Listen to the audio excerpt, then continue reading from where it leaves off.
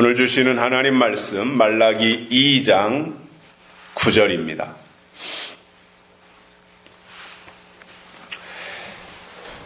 너희가 내 도를 지키지 아니하고 율법을 행할 때에 사람에게 편벽되이 하였으므로 나도 너희로 모든 백성 앞에 멸시와 천대를 당하게 하였느니라 하시니라. 아멘.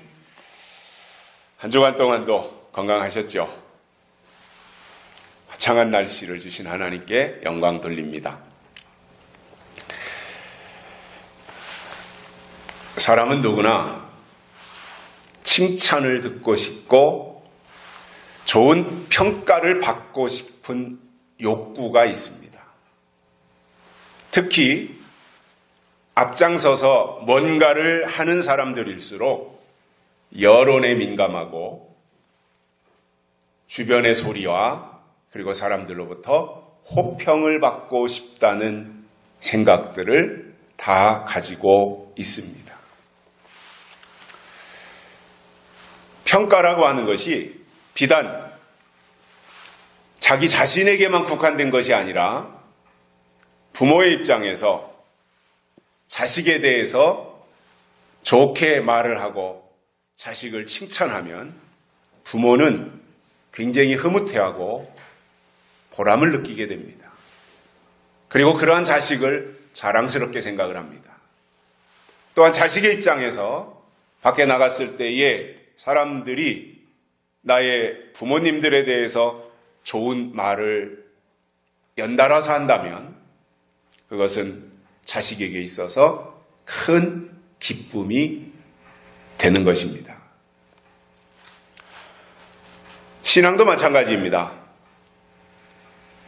하나님이 어떻게 평가하시느냐, 이게 가장 중요한 것입니다. 하나님의 평가, 이게 제일 중요한 거예요. 나에 대해서 하나님이 어떻게 평가하시느냐? 내가 지금 믿음 생활을 하고 있는데 내 믿음을 하나님이 지금 어떻게 보고 계시느냐? 여기에 비중을 두고 산다면 사람이 살면서 부지 중에 실수는 하겠지만 의도적으로 잘못하는 일은 없을 것이라고 봅니다. 제가 나이가 들면서 생각 속에서, 제 마음 속에서 정리되는 것 중에 하나가 이런 부분들입니다. 제가 30대 때 또는 40대 때 이런 부분에 대해서 별로 생각 없이 저 나름대로 의욕을 가지고 열심히 하고 사람들을 만나고 신방을 하고 기도를 하고 그러면 나머지는 다 문제가 되지 않는다, 이러한 생각을 가지고 있었는데 나이가 50이 넘어가면서부터는 이 땅에 살아가는 날 동안 하나님을 믿는 사람으로서, 하나님의 사람으로서 내 주변에 있는 사람들로부터 평판이 좋아야 된다, 이러한 생각을 하게 되었습니다. 내 주변에 있는 사람들로부터 나에 대해서 좋은 말을 쏟아낼 수 있도록, 아울러 하나님께로부터 좋은 평가를 받아야 된다라는 생각이었습니다. 교회에 나와서는 아무리 열심을 내고 또는 천사처럼 행동을 한다고 할지라도 그가 교회에 나왔을 때와 그리고 교회를 떠나서 교회 밖에 있을 때의 얼굴과 표정과 행동이 전혀 다르다면 그것은 두 얼굴이고, 그런 사람들을 향해서 평판이 좋을 수가 없는 겁니다. 성경에도 보면 이 악하고 게으른 종아 또는 이 불법을 행한 자들아 내게서 떠나가라 하시면서 가혹하게 책망하신 부분도 있지만 또 한편에서는 착하고 충성된 종아 이렇게 보듬으면서 감싸주시는, 그리고 호평하시는 내용을 보면서 우리가 이 땅에 살아가면서 이왕이면 사람들로부터도 평판이 좋고 하나님께로부터도 칭찬을 받는 신앙생활을 해야 되겠다라는 생각을 가지게 되었습니다. 우리 모두 이러한 생각에 다 동의하실 거라고 보고 이미 또 그렇게 살아오셨다라고 평가를 내리고 있습니다. 그런 의미에서 오늘 4월달 마지막 주일을 보내면서 우리가 다시 한번 우리를 바라보시는 하나님이 우리를 보면서 하나님 마음속에 기쁨이 있고, 우리를 바라보면서 기대가 있고, 우리를 바라보시면서 뭔가 희망이 있고 즐거움이 있는 그러한 삶이 됐으면 좋겠어요. 제 손자 석겸이가 있습니다. 제 아내도 그렇고 저도 그렇고 뭔가 이렇게 좀 마음이 편치 않다든가 뭔가 몸이 좀 피곤한다든가 이랬다가도 석겸이 얘기만 하면, 석겸이만 떠오르면 얼굴에 기쁨이 있어요. 금세 얼굴에 그냥 미소로 확 바뀌어요. 제 아내도 뭔가 이렇게 좀 피곤해 하다가도 석겸이 얘기, 손자 얘기만 꺼내면 입이 귀에 걸쳐요. 하나님이 우리를 보실 때 적어도 실망을 드리는 것이 아니라 우리를 바라보는 하나님의 마음이 좋고 우리에게 뭔가 기대감이 더 커지는 그러한 마음으로 우리가 살아간다면 우리의 남은 삶이 굉장히 의미가 있고 복이 있을 것으로 이렇게 생각을 합니다. 말라기라고 하는 것은요, 지도자인 제사장들에게 주신 말씀이다라고 해도 과언이 아닐 정도로 제사장들을 향해서 지적하시고 책망하시고 꾸짖으시는 내용들로 채워져 있어요. 말라기 1장 6절에 보면 내 이름을 멸시하는 제사장들아 이렇게 꾸짖으셔요. 또 2장 1절에 보면 너희 제사장들아 이렇게 말씀하셔요. 그 당시의 제사장들은 선지자와 더불어 이스라엘 백성들을 하나님께로 이끄는 역할을 했어요. 그리고 하나님이 정해놓은 울타리가 있었을 거 아니에요. 히브리 민족들이 살아가는 울타리가 있을 거 아니에요. 그 울타리를 벗어나지 못하도록 돌보는 역할을 했던 거예요. 특히 선지자들이 이스라엘 백성들을 향해서 그들의 잘못을 지적하고 죄를 책망하는 역할을 선지자들이 했다면, 그래서 아버지의 위치에 선지자들이 있었다면 제사장들은 반대로 감싸주고 보듬어 안아주고 끌어안고 하면서 달래주고 용서해주고 하는 어머니의 위치에 있었던 사람들이 제사장들입니다. 그래서 선지자다 또는 제사장이다 그러면 다른 어떠한 사람들보다 하나님과 더 가까워야 되고 하나님의 말씀을 잘 듣는 사람들이었어야 됩니다. 그런데 지지난주에 말씀드렸던 것처럼 레위지파 후손들 다수가 그렇지 않았다는 거예요. 하나님이 레위지파를 부르셔서 특별한 은혜를 입히고 사명을 맡기셨는데 처음에는 잘 하다가 구약 성경의 뒷부분으로 갈수록 그들의 역할이 축소되어지고 형식적이 되어지고 하나님을 대면하는 일에 있어서 매우 소홀히 했더라는 겁니다.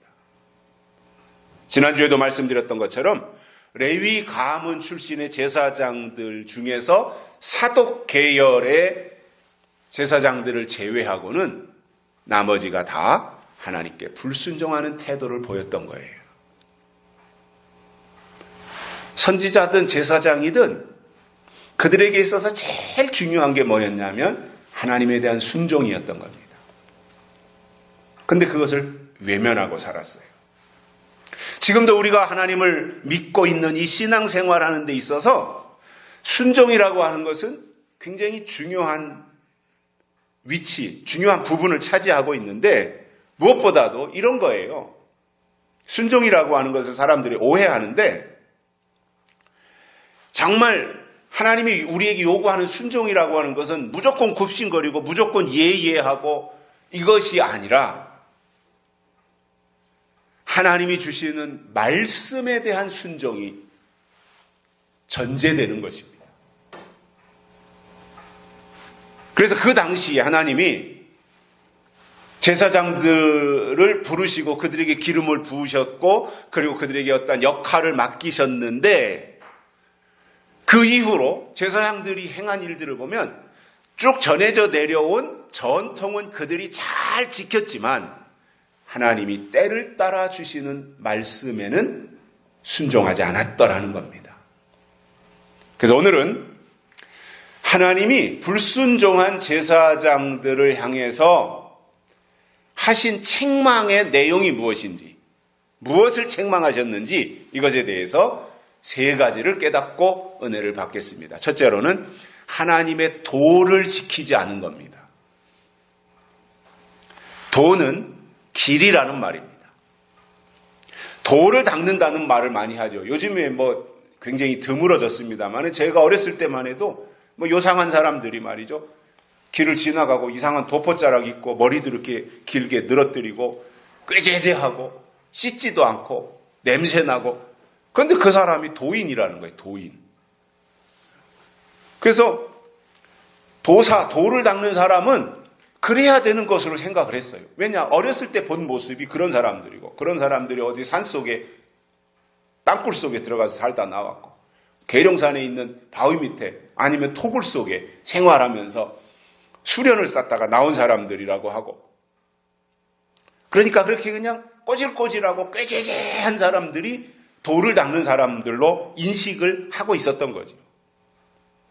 그런데 복장이야 어떻든 그들이 남루하게 하고 다니든 그런 것과는 상관이 없이 정말 도를 닦는다고 하는 것은 그 자체가 뭐예요? 일단 정신세계의 것을 추구하는 사람이다 이거잖아요.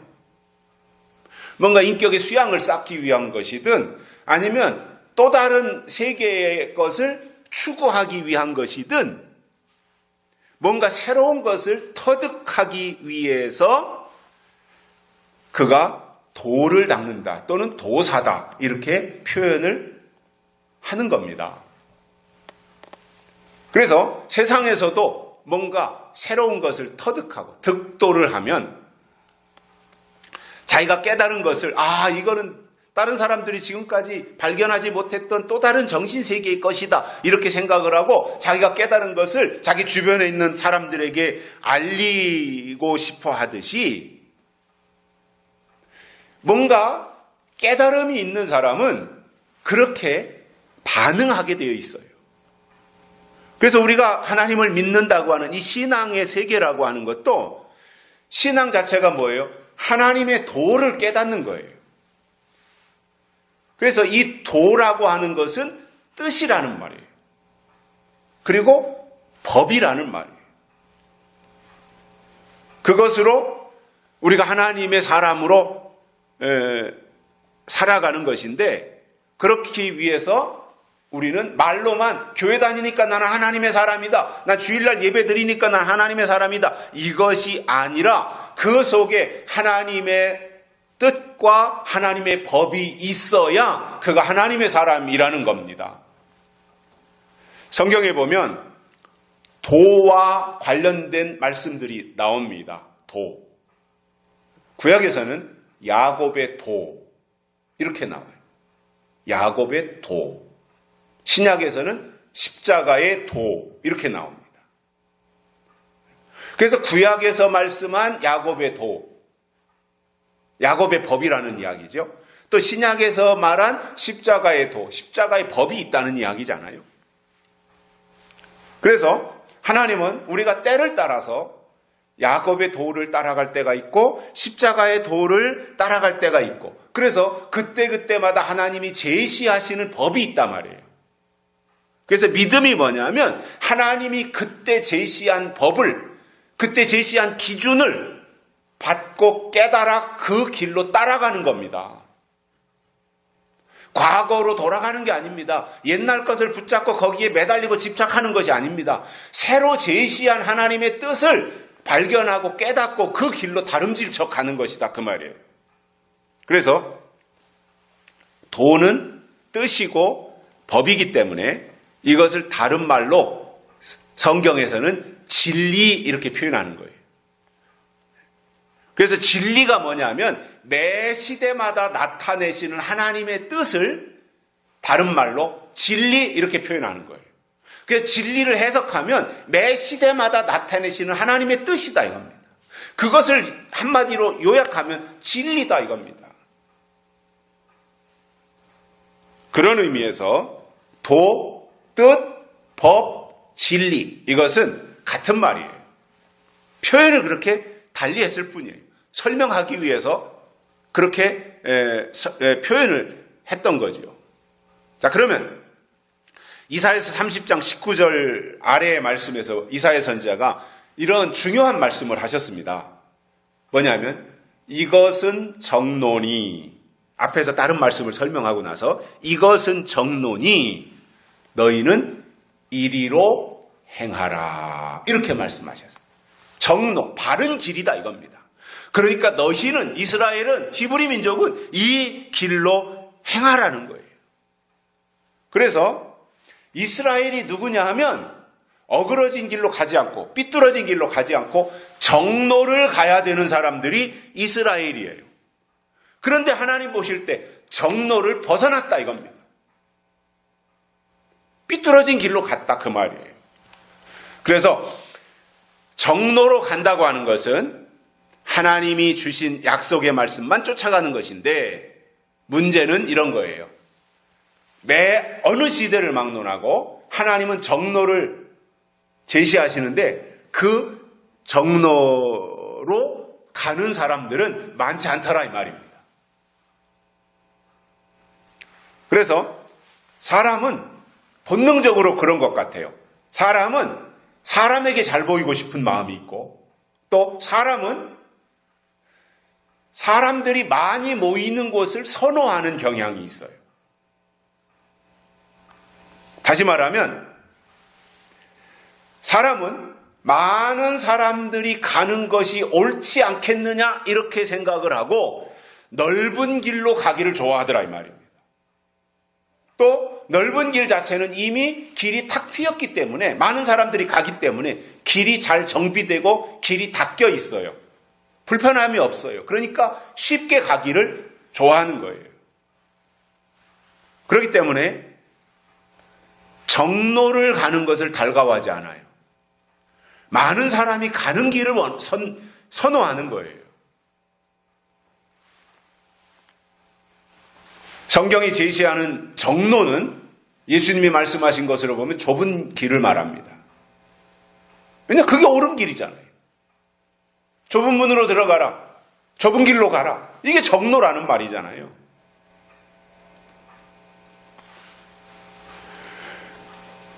그러나 문제는 뭐예요? 좁은 길은 길이 협착해가지고 그리로 가는 사람들이 심히 적다고 하신 거예요. 그래서 신앙은요, 많으냐 적으냐로 보면 절대 안 됩니다. 하나님의 뜻이 거기에 있느냐 없느냐 이 문제로 접근을 해야지 많으냐 적으냐 특히 시대가 바뀔 때는 그게 기준이 되면 많고 적음이 기준이 되면 그것은 하나님의 정로에서 이탈할 수가 있어요. 그래서 우리는 기필코 어떤 상황에서든지 우리 속에 가지고 지켜야 될 기준이 뭐냐면 하나님의 뜻이 있느냐 없느냐 이거예요. 하나님의 뜻이 기준, 하나님의 법이 기준이 되어야지 많고 적음이 기준이 되면 안 된다는 거예요. 그러나 예수님이 말씀하신 것을 볼 때 좁은 길로 가라고 그랬고 좁은 문으로 가라 그랬으니 그게 바른 길이다, 정로다 이거지요. 왜냐하면 거기에 생명이 있고 거기에 예언의 말씀이 성취되는 길이 있으며 말씀이 이루어지고 다시 오시는 예수님을 만나는 길이 정로이기 때문에 신앙은 사람들이 많이 가든 적게 가든 그것과 상관없이 정로를 가야 합니다. 성경에 보시면 하나님의 도는 시대마다 다르게 나타난 것을 성경을 통해서 알 수 있습니다. 구약에서는 율법과 할례를 통해서 하나님의 법이 나타났어요. 율법으로 또는 할례로. 그래서 하나님의 백성은 율법을 지켜야 되고 할례를 행해야 되는 거예요. 이방인들에게 그런 법 주시지 않았어요. 이방인들은 전혀 하등의 관계가 없어요. 히브리 민족, 하나님의 백성들은 율법을 주셨기 때문에 율법을 받아서 지켜야 되고 그리고 율법의 핵심인 할례를 행해야 했던 겁니다. 그러다가 신약에 와서 구약이 끝나고 이제 예수님이 오셔서 새로운 신약이 시작이 되면서 법이 바뀌잖아요. 복음과 세례라고 하는 것으로 법이 바뀌어요. 그래서 예수님이 오셔서 복음을 주셨어요. 마태복음, 마가복음, 누가복음, 요한복음은 예수님이 이 땅에 오셔서 활동하신 것에 대해서 마태라는 제자가, 마가라는 제자가, 요한이라는 제자가 쓴 거예요. 그런데 마태, 마가, 누가복음은 공관복음이라고 그래요. 공관복음. 똑같이 봤다. 공통적으로 보고 기록했다. 공관복음. 그래서 마태복음, 마가복음, 누가복음은 사람의 아들 예수 이것을 보고 기록한 거예요. 근데 요한복음은 사복음에서도 따로 떨어져 있어요. 사도 요한이 기록을 했는데 요한복음을 기록했는데 이 요한이 본 예수는 뭐예요? 하나님의 아들 예수다 이겁니다. 예수님은 하나님이시다 이것을 기록한 것이 요한복음이고 그렇기 때문에 신약이 시작되면서 예수님이 복된 소식을 전파해 주셨고 그리고 복된 소식을 받아들이는 사람들을 세례를 행하셔서 세례를 받도록 물론 성령 세례가 핵심이지만 물 세례를 포함하는 내용이잖아요. 그래서 그들을 통해서 새로운 하나님의 역사 속으로 들어가도록 이끌어 주셨던 거지요. 그래서 구약, 신약 다 하나님의 역사지만 과정을 면밀히 살펴보면 구약의 법이 끝나고 신약의 새 법이 시작되었구나. 그 분기점에 예수 그리스도가 계신 거였구나. 예수님 오신 이후로는 신약인데 예수님 오시고 나서는 이제 율법을 지키는 것이 아니라 새로 주신 새 소식, 복음을 들어야 되고 복음에 포함되어진 핵심 내용인 세례를 받아야 되는구나. 이거에 대해서 깨닫게 해주셨던 거죠. 그래서 예수님 오신 이후로 신약에서는 할례를 행하는 것이 아니라 세례를 행했던 거예요. 그러다가 마지막 때는 영원한 복음과 하나님의 인으로 새 법을 주시는 거예요. 그래서 영원한 복음의 핵심이 뭐예요? 요한계시록이잖아요. 요한계시록이 영원한 복음이라고 말씀하고 있잖아요. 그래서 요한계시록이 핵심이 되어서 물론 요한계시록만 가지고 가면 다 된다. 이건 아니고 성경 66권이 우리가 지켜야 될 하나님의 말씀인데 그 중에서도 될 일에 대해서 설명해 준 것이 요한계시록이니까 우리는 요한계시록의 말씀을 우리의 중심에 잡고 그 이외의 계시록을 설명하기 위해서 계시록을 이해하기 위해서 계시록을 깨닫기 위해서 때로는 출애굽기에서 소스를 얻을 수도 있고 때로는 요한복음에서 깨달을 수도 있고 그렇게 해서 성경 또 다른 내용들과 창세기서부터 유다서까지 쭉 그러한 토대를 통해서 그러한 발판을 통해서 계시록의 신앙, 약속의 신앙으로 들어가는 이 상태가 영원한 복음을 받은 사람들의 모습이고 그들은 세례로 끝나는 것이 아니라 하나님의 인치심의 신앙으로 들어가게 되어져 있다는 겁니다. 이거는 자연스러운 거예요. 물론 과도기는 겹치는 부분이 있어요. 과도기는 구약이 끝나고 율법이 끝나고 할례가 끝났다고 그래서 할례를 이제는 몇 년 몇 월 며칠부로 할례는 끝, 이제는 세례 이렇게 되는 것이 아니라 겹치는 부분이 있단 말이에요. 시대가 바뀐다는 것이, 계절이 바뀐다는 것이 겹치잖아요. 그래서 예수님도 신약의 주인공으로 새로운 시대를 이루기 위해서 메시아로 오신 분이지만 예수님도 나은 지 8일 만에 할례를 행하셨단 말이에요. 그러나 겹치는 부분이 지나면서 점진적으로 이제 시대가 가면서 서서히 묵은 법은 사라지고 새로운 법이 전체를 장악하게 되는 거고 새로운 시대를 주도하게 되는 거더라 말입니다. 그래서 저는 인치심의 역사도 똑같다고 봐요. 겹치는 부분이 있어요. 세례와 인치심이 겹치는 부분이 있어요. 성령 세례와 하나님의 인치심이 겹치는 부분이 있어요. 성령 필요 없어. 세례 필요 없어. 세례 안 받아도 돼. 이건 문제가 심각해지는 거죠. 그거는 다른 종교가 되는 거예요. 이단이 될 수 있고. 지금까지 해왔던 어떠한 기독교의 전통을 잘 지키면서 그것을 새롭게 발전시키고 한 단계 더 업그레이드되고 한 번 더 도약해서 더 높은 차원으로 올라가는 그 과정을 만들자고 하는 거지. 이제 신약은 끝! 세례는 끝났고 이제는 입만 맞으면 된다. 나머지는 다 필요 없다. 계시록만 있으면 된다. 이렇게 되면 문제는 심각해진다는 이야기입니다.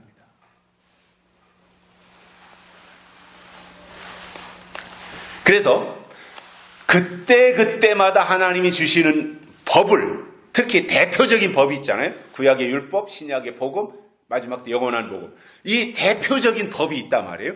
그것을 받아서 그 법 안으로, 그 테두리 안으로 나 자신이 들어가야 하나님의 사람이 되는 거예요. 그러면 하나님의 도라고 하는 것을 설명을 드렸는데 이 도라고 하는 것은 하늘로부터 어느 날 뚝 떨어지는 것이 아니라 그 하나님의 새로운 도를 먼저 깨달은 특별한 사람이 그것을 받아가지고 나와서 증거하는 것으로 시작이 되더라는 거예요.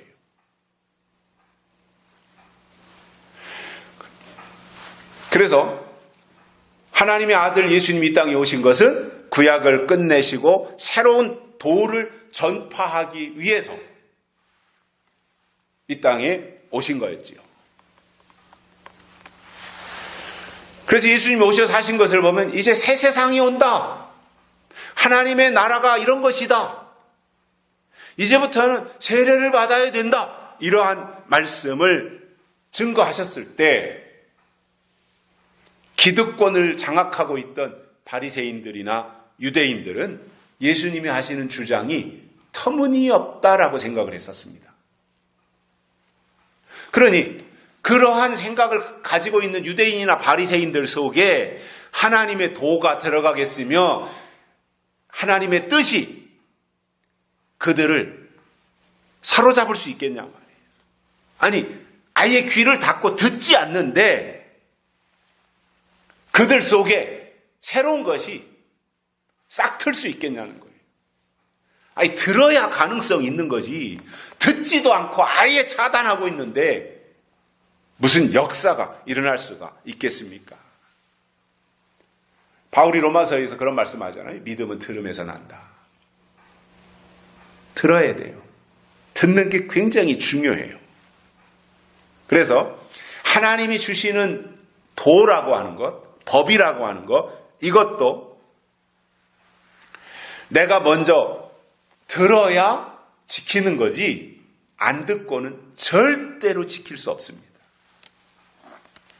그러면 지금 우리가 지켜야 될 도는 요한계시록을 통해서 나타내시는 하나님의 뜻 속에 담겨 있기 때문에 우리는 그 도를 받아야 내용을 알고 지킬 수 있게 된다는 겁니다. 두 번째로는 이 불순종한 제사장들을 보면 편벽되게 율법을 행했다라고 말씀하고 있습니다. 책망하신 거예요. 너희는 편벽되이 율법을 행했다. 여기서 편벽은 어려운 말이에요. 단어는 굉장히 어려워. 근데 설명은 간단한 거예요. 뭐냐? 한쪽으로 치우쳐서 공평하지 못하다는 뜻이에요. 왜 이렇게 어려운 말을 썼나 모르겠어요. 쉬운 말도 있는데. 한쪽으로 치우쳐서 공정하지 못한 상태. 이게 편벽인데, 우리가 그런 가끔씩 쓰는 단어 가운데 좀 그래도 익숙한 게 이 단어예요. 편견. 너는 그거 편견 아니냐? 이 편견이라는 것도 뭐예요? 너 지금 치우친 생각을 가지고 너 자신이 좀 잘못된 견해야 그거 치우친 견해 아니냐? 이렇게 그렇게 말하면서 공평하지 못하다는 뜻으로서 너 편견이야 이렇게 말하기도 하고 때로는 편파적이다 이런 말도 하죠. 운동 경기 할 때 아나운서들이 주로 쓰는 말. 저 심판이 오늘 편파적으로 본다. 그것도 공정하지 못하다고 하는 의미로서 같은 뜻으로 쓰여지는데 물론 누구에게나 조금씩은 이러한 공정하지 못한 편견이나 편파적인 부분이 있겠지만 그것이 두드러지게 표시날 정도로 지나치면 거기에서 차별이 나오는 거예요. 차별. 편견에서 차별이 나오는 거예요. 그리고 이 차별은 어디로 발전하느냐? 선입견이 되는 거예요. 그 사람을 볼 때 내가 이 사람은 이런 사람이야 하고 선입감을 가지고 대하게 된다는 겁니다. 우리가 정상이라면 균형 잡힌 사고방식을 가지고 생활하는 것이 중요하듯이 신앙도 한쪽으로 치우치는 것이 아니라 균형을 이루는 것이 중요합니다. 균형입니다. 균형. 건강도 그렇잖아요. 몸에 좋다고 그래가지고 이거는 뭐 어디에 좋대, 당뇨에 좋대, 이거는 뭐 고혈압에 좋대, 이거는 성인병 어디 좋대, 간에 좋대, 쓸개에 좋대, 위장에 좋대. 그러니까 내가 좀 약한 부분이 있을 거 아니에요. 그러니까 혹해가지고 나는 위장이 약한데 이게 위장에 좋다니까 나는 맨날 이것만 먹어야 되겠다. 그러면 영양의 불균형이 와서 또 다른 부분의 건강 이상이 생기기 때문에 골고루 먹어야 되잖아요. 고르게, 골고루, 편식하지 말고. 그래서 신앙생활도 저는 똑같다고 봐요. 마지막 때는 계시록이 중요하고 마지막 때는 계시록을 들어야 되니까 계시록만 듣는다면 종합적인 신앙을 유지할 수 없게 되는 거예요. 적절하게 균형을 이루는 게 매우 중요합니다. 저는 이단에 빠지는 사람들을 뒷조사해 봤어요.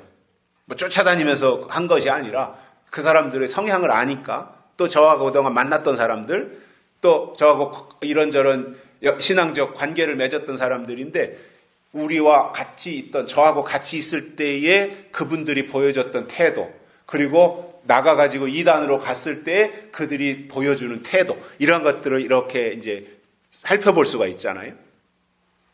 근데 이런 차이가 있더라고요. 그전에는 여기서 신앙생활 하면서 생전 말도 잘 하지 않고 전도하다고 하면 꽁무니 뒤로 빼고 잘 나타나지도 않고 하던 사람들이 그리로 가가지고는 돌변하는 거예요.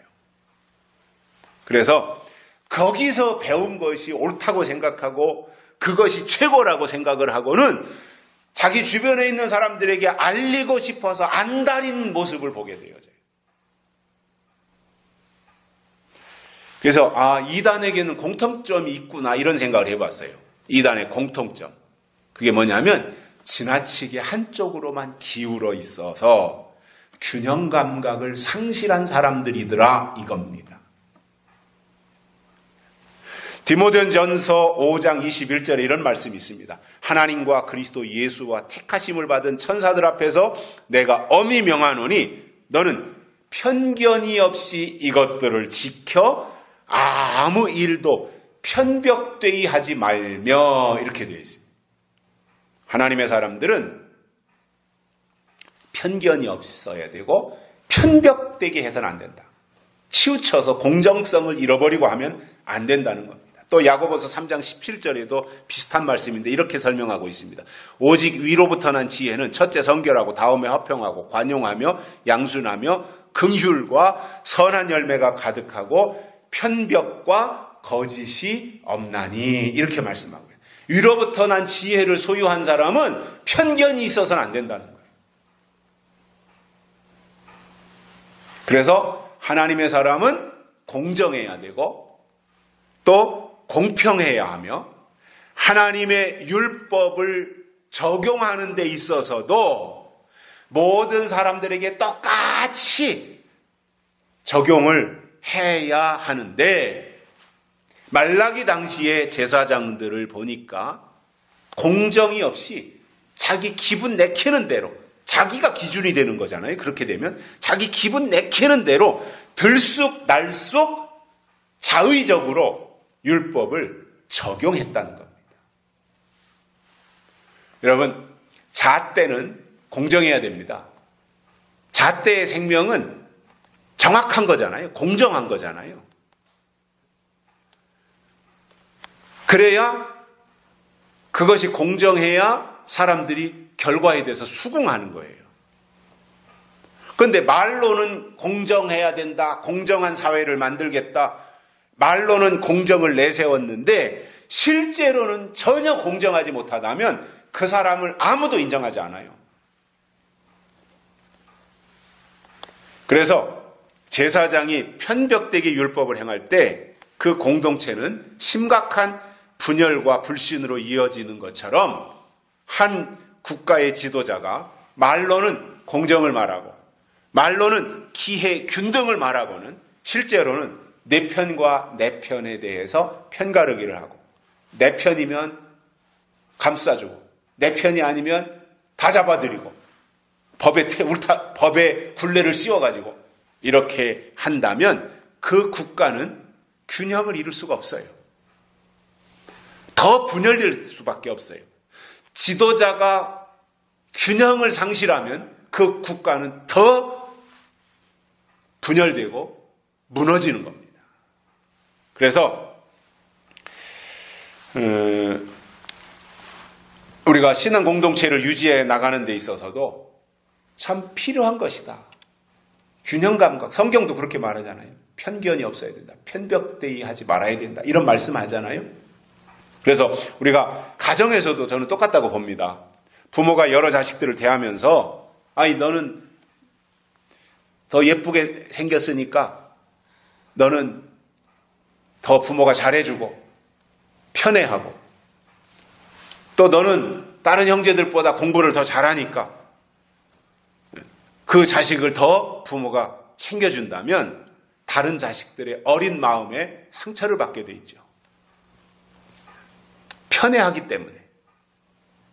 그래서 편견, 편파, 편벽, 편애 이런 것들은 다 치우쳤다는 얘기거든요.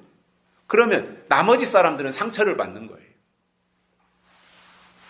물론 자식을 키우다 보면 부모의 마음이 더 가는 자식이 있을 수 있다고 봅니다. 저는 충분히 그렇다고 봐요. 더 애정이 가는 자식이 있을 수 있잖아요. 그러나 그런 마음이 부모 속에 있다고 할지라도 그것을 자식들 앞에 표신하게 드러내놓고 그렇게 한다면 그는 부모의 자격이 없다고 봅니다. 그래서 세상을 살면서 또 신앙생활을 하면서 가정에서나 학교에서나 직장에서 중요한 것은 균형이에요. 저는 요한계시록을 설명하는 사람으로서 또 재림신앙을 설교하는 사람으로서 제가 굉장히 조심하고 중요하게 생각하는 부분이 바로 이거예요. 균형이에요. 균형. 저도 어떻게 말하면 사람들이 흥분하고 어떻게 말하면 사람들이 더 빨려오고 내가 어떻게 이 방향을 제시하면 사람들이 더 혹하고 그쪽으로 이렇게 사로잡혀 오는 거 저 알아요. 사람들이 심리 알아요, 저.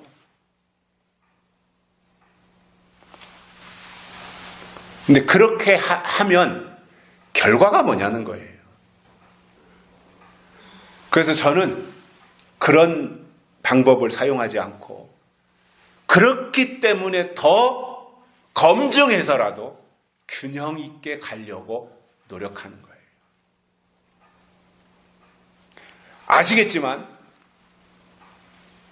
저는 아버지의 절대적인 영향인데 계시록 1장부터 22장까지 1년 52주 맨날 이것만 하라 그래도 저는 할 수 있는 사람이에요. 목회자들을 대상으로도 제가 계시록 1장부터 22장까지 해봤고 또 핵심 부분들을 뽑아서 또 2박 3일 세미나 하면서도 목회자들을 대상으로도 했었고 또 제 속에 어느 정도 이렇게 자리 잡은 부분들이 있고 줄기가 갖춰져 있기 때문에 이것만 가지고 하라 그래도 저는 해요.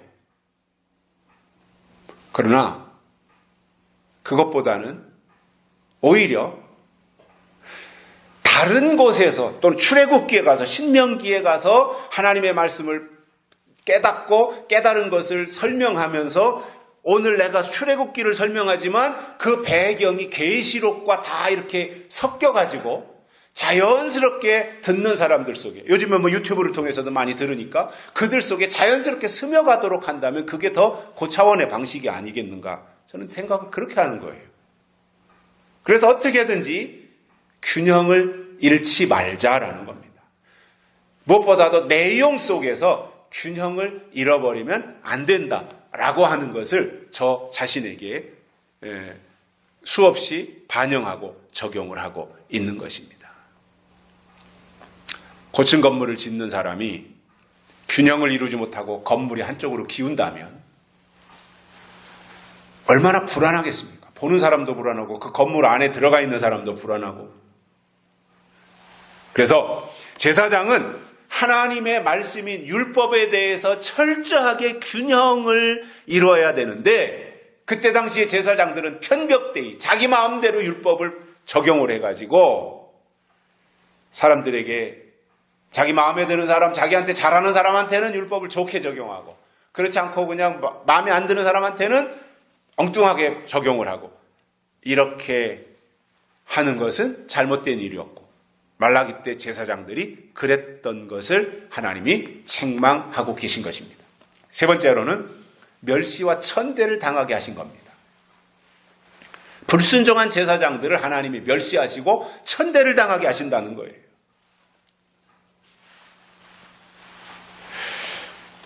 그런데 이것이 이렇게 한번 생각을 해보십시오. 늘 그런 환경 속에서 열악한 환경 속에서 어렸을 때부터 태어나서 성장한 사람은요. 커서도 그런 환경에서 사는 것이 익숙해서 아무렇지도 않아요.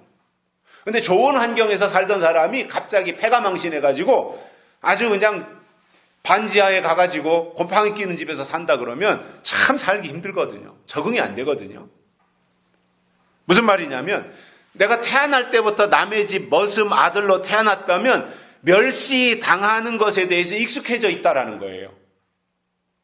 그런데 제사장이라고 하는 이스라엘의 최고의 자리에서 대우받고 존중받던 사람이 졸지에 추락해서 멸시를 당하고 조롱과 짓밟힘을 받는다면 그것은 견디기 어려운 일인 겁니다. 뿐만 아니라 다른 사람에게 늘 천대나 받던 사람이 여전히 지금도 천대받으며 산다면 그건 그 사람에게 당연한 거예요. 나 언제 누가 나를 존중한 사람이 있냐? 나 맨날 무시당하고 천대받고 천박하게 난 지금까지 이 모양으로 살아온 사람이니까 나는 괜찮다 이렇게 생각할 수 있지만 제사장의 위치에 있던 사람이 갑자기 입장이 바뀌어서 천대받는 위치가 된다면 감당 못하는 겁니다. 하나님은 하나님의 종으로 세운 제사장들이 하나님의 말씀에 불순종할 때 하나님이 주신 모든 권위와 지위를 박탈하고 가장 비참한 모습으로 처박아 버리시겠다는 거예요. 자, 하나님이 제사장을 세우신 것은 하나님께 순종하라는 거예요. 그리고 하나님의 뜻을 발견해서 백성들을 깨우치고 올바른 길로 인도해서 하나님의 마음을 백성들로 하여금 갖도록 하는 역할을 해야 되는 것이 제사장들이었고, 그 일을 할 때 존귀한 자리가 될 것입니다. 제사장이라는 자리가. 그리고 진짜 하나님의 종이라면 그런 칭찬과 인정을 받아야 되는데, 주의 이름으로 선지자 노릇하고 주의 이름으로 귀신을 쫓고 많은 권능을 행했다라고 자랑을 하지만, 그들을 향해서 하나님이 하신 말씀을 보면은 내가 너희를 도무지 알지 못하노라, 불법을 행한 자들아 내게서 떠나가라, 이렇게 말씀하신 그 자체가 뭐예요? 멸시를 한 겁니다.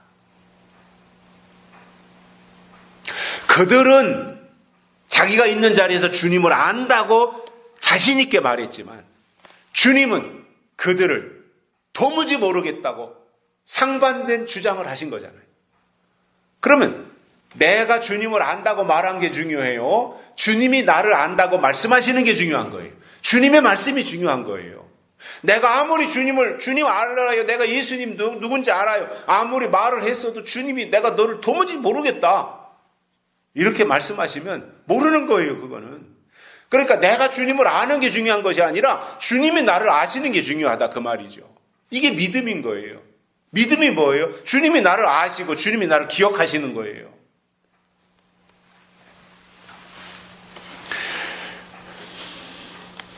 세상의 모든 종교가 자기가 만들어 놓은 어떤 대상을 신으로 섬겨요. 그게 참, 어떻게 보면 우리가 생각해보면, 어떤 때 문득 생각해보면, 인간이 저렇게 보잘것없나 생각하잖아요. 뭔가 어떤 이상하게 생긴 커다란 바위가 있어요, 동네에. 그러면 동네 사람들이 거기다 의미를 부여하는 거예요. 아, 이거는 큰 바위에다가 이게 신비롭게 생긴 거 보니까 여기에는 신이 존재하고 있다. 신이 살 거다, 여기에. 그리고는 그때부터 가서 떠받드는 거예요. 큰 고목나무가 있어도 거기다 의미를 부여하고 그렇게 떠받드는 거예요. 아니, 인간이 만물의 영장이라고 그러는데, 만물의 영장이 하찮은 바위나 아니면 고목나무나 이런 데 가서 복 달라고 빌고 있다, 우리 가문을 지켜달라고 빌고 있다 그럴 때 그것이 얼마나 유치한 거예요, 그게. 그리고 자기의 어떤 가치를, 만물의 영장이라는 가치를 그 무생물인 바위보다도 못한 존재로 스스로 격화시키는 거잖아요. 미신이라고 하는 것이 그런 거 아닙니까? 우상을 숭배한다는 것이 그런 거잖아요. 그래서 자기가 어떤 대상을 만들어 놓고 그 대상 앞에 가서 오히려 또 숭배하고 있어요. 그러나 하나님을 믿는 신앙은 내 것을 가지고 하나님께 가는 것이 아니라 하나님이 주신 것, 하나님의 것이 나에게로 오시면 하나님이 주신 그것을 가지고 하나님께로 가는 거예요. 이게 우리 기독교 신앙인 거예요. 그래서 이 세상의 모든 종교는 자기 것을 가지고 어떤 대상을 찾아가지만, 하나님을 믿는 우리의 신앙은 하나님이 주신 것을 가지고 하나님께로 가는 겁니다. 그래서 하나님이 주신 것이 있느냐 없느냐, 하나님은 이거를 보시는 거예요. IMF가 우리나라를 강타했던 것이 아마 1997년 11월 무렵으로 기억이 나는데, 그때 우리 대한민국에 한국 돈이 없었던 게 아닙니다. 미국 돈, 달러가 완전히 바닥이 났던 거예요. 그래서 국가 부도가 나게 생긴 거예요. 달러가 없으니까 국가가 부도가 나게 생겼어요. 그러니까 정부에서 급하게 세계은행인 IMF에다가 자금을 요청해서 달러를 지원받았던 거죠. 그때가 이제 김영삼 정부 끝부분, 끝날 아마 몇 년 차인가요? 한 4년 차인가 뭐 이 무렵이었을 텐데. 그러니까 그때까지는 이제 우파가 계속해서 정권을 잡았어요. 김영삼 대통령 민주화 운동도 했지만 그가 이제 우파의 대통령으로서 당선이 돼가지고 국가를 유지해 오다가 IMF 사건이 터지면서 민심이 확 돌아간 겁니다. 그래서 김영삼 정부가 무너지고 좌파인 김대중에게로 정권이 넘어갔던 거예요. 그리고 그 이후로 우리나라에서 좌파가 득세하게 되는 결정적 계기를 만들어준 겁니다. 자, 그러면 여러분 생각해 보십시오. 이상하잖아요? 뭐냐면은 대한민국에서 우리가 살고 있고 우리가 외국에 나가기랍니까? 무슨 어쩌다 한번 가긴 하지만 날마다 외국하고 우리가 개개인이다 거래하는 게 아니잖아요. 우리는 대한민국에 사는 국민으로서 한국 돈만 있으면 사는데 불편하지 않아요. 은행에다 돈 예탁해놨다가 필요하면 찾아서 쓰고 카드 가지고 쓰고 한국 돈만 있으면 되는데 왜 달러가 필요했냐 말이에요. 그것은 국제화폐이기 때문에 나라와 나라끼리 거래하는 모든 거래는 다 달러로 하는데 우리나라가 위기를 맞았던 것은 달러 보유고가 완전히 밑바닥에 날 때까지 신경을 쓰지 않았던 거예요. 제가 왜 이 말씀을 드리느냐 하면은 하나님의 것이 우리에게 있어야 돼요. 하나님의 것이 우리에게 없으면 결국 영적 IMF가 오는 거예요. 이게 환란인 거예요.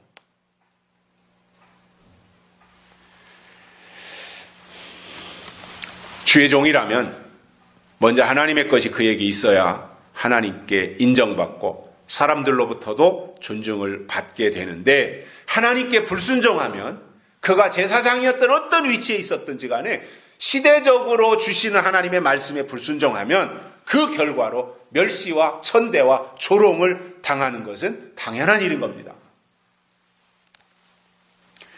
계시록에서 주의 종을 별로 설명합니다.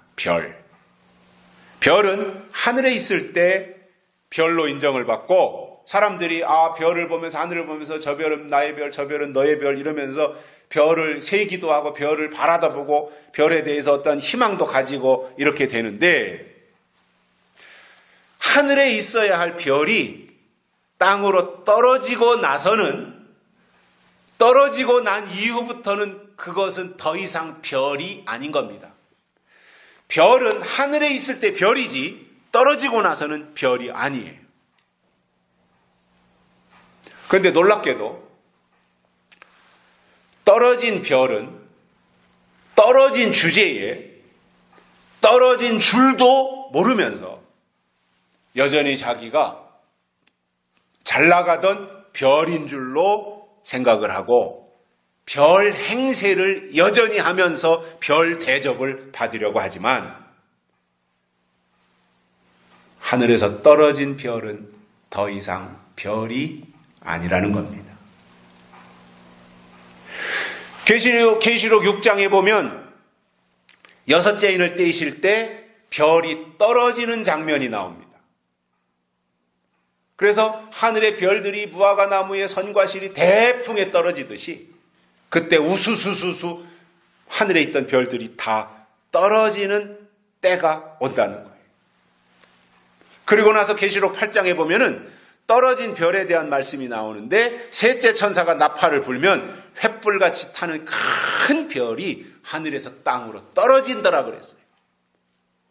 그래서 땅으로 떨어졌으면 더 이상 별이 아닌데 가엾게도 여전히 별인 줄 알고 별 행세를 하게 되는데 성경은 그 별의 이름을 쑥이라고 말씀하고 있고 떨어진 장소가 강과 물샘이라고 설명을 해주고 있으며 그 물이 떨어진 별로 인해서 쑥이니까 쓰게 되어서 먹을 수 없게 되는 그리고 그것을 먹으면 많은 영혼들이 죽게 되는 그 장면을 설명해주고 있습니다. 이런 사람들은 하나님께 불순종했기 때문에 하나님이 나중에 그들을 향해서 멸시와 천대를 받게 하실 것이고, 그러니까 본문에서 멸시와 천대라고 하는 것은 결국은 제사장들이 당하는 것을 말씀하셨고, 마지막 때 별들이 당할 멸시와 천대를 이렇게 설명을 해 주는 것입니다. 결론으로 불순종한 제사장들은 하나님께로부터 세 가지의 책망을 받았다는 이 사실을 우리가 기억하고, 우리는 때를 따라 하나님이 주시는 시대적인 말씀에 적극적으로 순종해서 계시록을 통해서 약속을 따라가는 새 시대의 주인공들이 되시기를 주의 이름으로 축복합니다. 살아계신 하나님 아버지 감사합니다. 오늘 또 불러주시고 말씀을 듣게 해주셔서 감사를 드립니다. 오늘 또 주신 말씀과 같이 우리가 불순종한 제사장들처럼 하나님께 책망 듣는 신앙생활하는 것이 아니라 잘했다고 칭찬 듣는 신앙생활 할 수 있도록 우리를 이끌어 주옵소서. 다시 오실 예수님의 이름으로 간절히 기도드리옵나이다. 아멘. 348장 348장 새 찬송가는 213장입니다.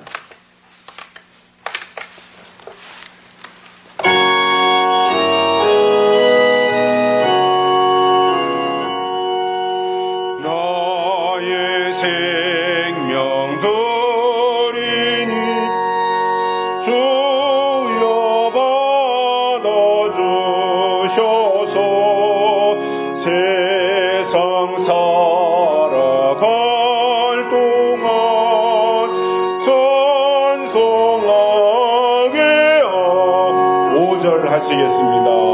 나의 시간들이니 주여 받아 평생토록 주 위에 봉사하게 하소서.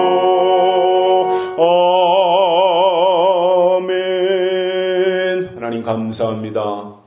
우리를 하나님의 사람으로 세워주시고 때를 따라주시는 하나님의 약속의 말씀을 우리의 중심에 받아 하나님의 법을 지키며 하나님 인도하시는 길로 인도함 받고 여기까지 나오게 하셔서 감사를 드립니다. 우리의 남은 걸음도 하나님이 이끄시어서 하나님의 제시하신 길에서 벗어나지 아니하고 끝까지 정도를 갈 수 있는 저희들 되도록 축복해 주옵소서.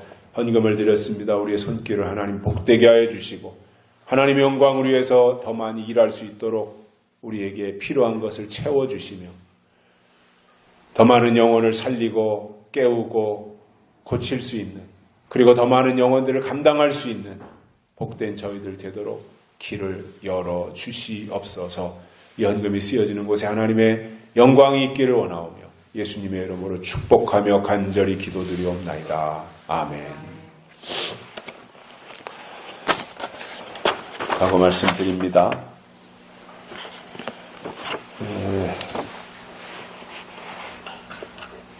토요일 날 발표된 것을 보니까 코로나가 780명 정도가 되더라고요. 코로나 환자가. 검사자 수는 한 4만 8천 명 정도. 우리나라가 결코 검사를 많이 안 해요. 그런데도 780명씩 나오는 것을 보면 그만큼 구석구석에 코로나가 많이 확산되었다라고 보는 견해가 맞을 것 같습니다. 각자가 우리가 잘 주의해서 조금이라도 이상이 있으면 또 보건소에 가서 검사 받고, 그 순간 그거 몇 초 동안 좀 고통이 있죠. 코에다가 막 면봉 넣어서 후벼대고, 목구멍은 그래도 덜한데 콧구멍 쑤셔야 될 때는 아주 힘든데 뭐 잠깐만 참으면 되니까 해서 코로나 잘 이겨낼 수 있도록 그렇게 해주셔야 될 것 같습니다. 397장 3절입니다.